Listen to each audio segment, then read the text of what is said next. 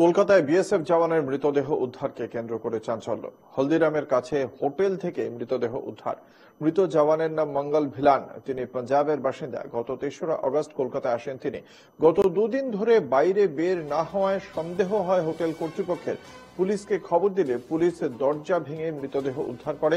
অতিরিক্ত মদ্যপানের কারণে মৃত্যু বলে প্রাথমিক অনুমান পুলিশের।